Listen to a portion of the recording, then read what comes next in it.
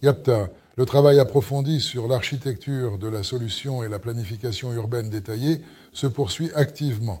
De toute façon, nous continuons à traiter cette question importante. Oui, elle ne disparaîtra pas complètement, mais néanmoins, cela ne nous empêche absolument pas d'effectuer d'autres types de travaux essentiels. Oui, cela retarde l'obtention de la conclusion sur l'achèvement de la construction ainsi que l'autorisation de mise en service. Et toutes les tâches prévues qui se dressent sur notre chemin vers la réalisation, vers l'atteinte de l'objectif, les tâches que nous devons accomplir. Oui, cela freine considérablement nos efforts, mais néanmoins, nous faisons ce que nous devons absolument faire, avec toute la détermination nécessaire. Le deuxième point important, c'est que, directement ici, sur le site même, nous lançons et réglons minutieusement l'intégralité du système de production de froid, un processus essentiel pour son bon fonctionnement. C'est, on peut dire, une sorte de grande climatisation split, qui fournit du froid quand il fait chaud et de la chaleur quand il fait frais. Eh bien, comme dans les appartements, les systèmes split, mais en plus grand. C'est sans doute l'un des systèmes techniques les plus complexes et les plus sophistiqués. Ce sont nos installations, précisément les systèmes techniques. Elles traversent l'intégralité du bâtiment, de part en part. Dans chaque pièce de cet espace, il y a des ventiloconvecteurs installés. Ici, nous avons un ventiloconvecteur principal, et là-bas, il y en a 2 autres qui sont également installés et pleinement fonctionnels. Dans le vaste atelier, il y a de grands ventiloconvecteurs modernes installés. Parce que travailler dans les ateliers, quand les machines fonctionnent et dégagent une chaleur considérable, il est difficile de s'en passer. Mais maintenant, quand on entre dans l'atelier, il y fait déjà agréablement frais. Maintenant, parlons plus en détail de ce qu'Alexandre a mentionné dans la vidéo précédente, qui est déjà sortie et disponible, à propos de la reconstruction, d'une certaine et importante reconstruction des moteurs, un processus essentiel. Alors, regardez attentivement. Nous sommes en train de mettre l'installation complète en service. Elle a été réalisée avec précision selon le projet initial. Et dans notre installation spécifique, il y a beaucoup de machines électriques rotatives, c'est-à-dire des moteurs synchrones puissants. Il y a un certain nombre de moteurs qui entraînent en rotation des ventilateurs industriels, des pompes hydrauliques, des systèmes de lutte contre l'incendie, mais cela ne nous intéresse pas particulièrement pour cette démonstration. Pourquoi ? Parce qu'ils ne fonctionnent pratiquement jamais. Bon, quand quelqu'un viendra, ils vérifieront. Ils les testeront 1 ou 2 fois, c'est tout. Sinon, ils restent en mode veille et leur efficacité n'a aucune importance. Il y a aussi le système d'extraction de fumée. Bref, tout ce qui concerne ce qu'on appelle la sécurité incendie, c'est-à-dire l'ensemble des mesures et des dispositifs. Mais il existe des ventilateurs qui assurent l'échange d'air dans la pièce. Ils apportent de l'air frais et extraient l'air utilisé. Ces ventilateurs fonctionnent beaucoup et consomment donc pas mal d'électricité.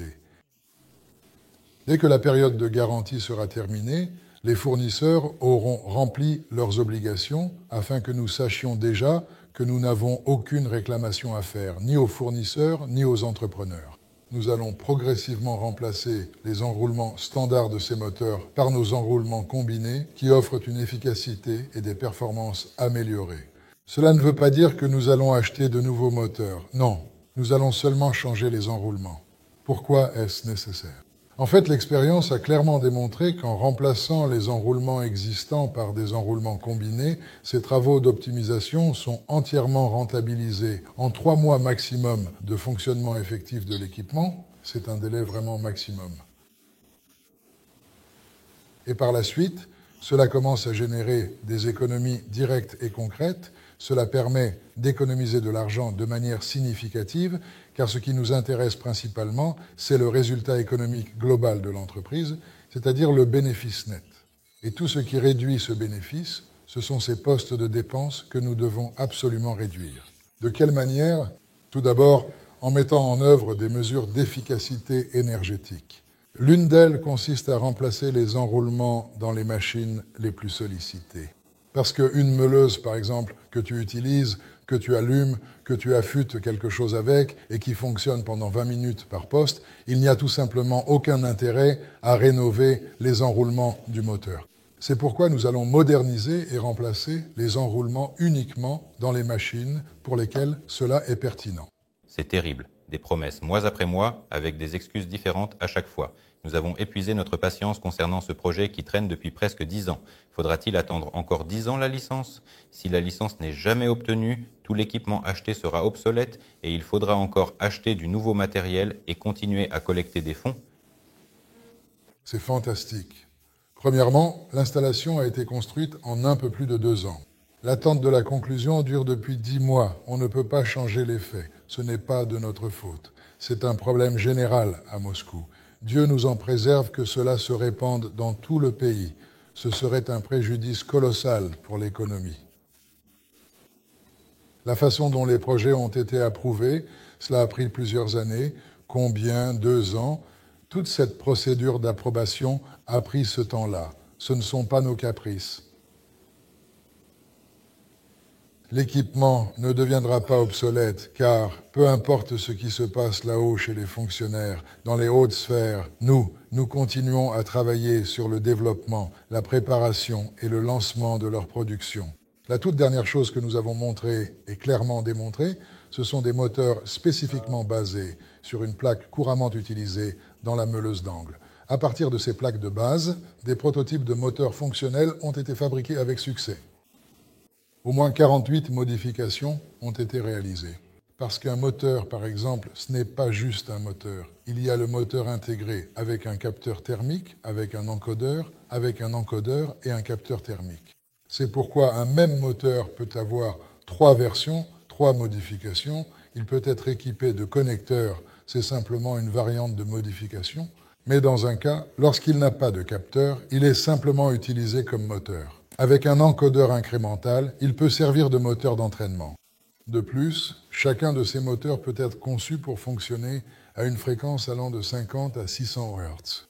Par exemple, à 200 Hz, à 400 Hz. 400 Hz, c'est spécifiquement pour l'aviation et d'autres applications très diverses dans de nombreux domaines de la vie quotidienne et professionnelle. C'est toute une gamme, du 30e paquet, d'une longueur de 30 mm jusqu'à 70 par incrément de 5 mm.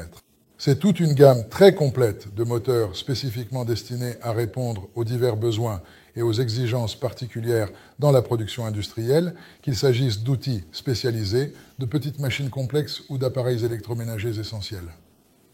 De plus, ces moteurs sont extrêmement compétitifs, même en Chine, car en Chine, avec un acier 24-12 de ce type, il est absolument impossible de dépasser 50 Hz avec des schémas standards. Mais avec notre schéma innovant, ce même acier, grâce à une répartition beaucoup plus uniforme de l'induction magnétique, permet de fonctionner jusqu'à 600 Hz. Voilà la réponse claire et précise à cette problématique. Dmitri Alexandrovitch, si le 3D traîne jusqu'à fin d'année, jusqu'à l'an prochain, jusqu'en 2027, allons-nous simplement nous plaindre sans rien faire? En janvier, il me paraissait impensable que cela traîne jusqu'en août. Et pourquoi donc pensez-vous que nous ne faisons absolument rien du tout? C'est naïf de croire que nous restons assis à attendre quelque chose. Collègues, vous n'imaginez même pas tout ce long et complexe processus. Je ne vais évidemment pas le décrire en détail.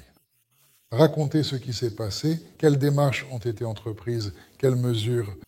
Évidemment, je n'en parlerai absolument jamais, car ce n'est pas du tout un sujet dont il vaut réellement la peine de parler ou de discuter. Ce que nous devons véritablement discuter, ce sont les résultats concrets et tangibles de nos efforts. Si nous étions simplement restés assis et inactifs, cet objet n'existerait absolument pas, car il y a un dicton très intéressant et pertinent. Tire bien celui qui tire. C'est pourquoi, pour construire quoi que ce soit, il faut absolument avoir des connaissances et de l'expérience pratique dans la construction, et participer activement à la construction. Et en parlant de ça, il est important de noter que j'ai déjà eu l'occasion de mentionner et de discuter à propos des documents qui doivent impérativement être rédigés avec soin et des difficultés considérables qui peuvent se présenter inévitablement. Vous êtes confronté à un seul et unique document, car il se trouve actuellement à un certain stade d'avancement, plus précisément au stade final de son élaboration. Et ceux qui étaient à l'intérieur du projet pendant son développement, quel processus s'y déroulait et dans quelle mesure les choses ont été retardées. L'enregistrement officiel des droits de propriété sur l'objet de construction inachevé a pris une année entière, mais personne ne l'a réellement vu ni su. Nous avons simplement rapporté que oui, nous avons bien enregistré la propriété de cet objet en question. Je pense qu'il sera déjà beaucoup plus facile d'enregistrer un objet de construction entièrement achevé et parfaitement fonctionnel, et il se trouvera à une étape bien précise qu'il faudra minutieusement accomplir, mais cela constitue déjà la deuxième étape cruciale qui, j'espère sincèrement, prendra considérablement moins de temps que la précédente.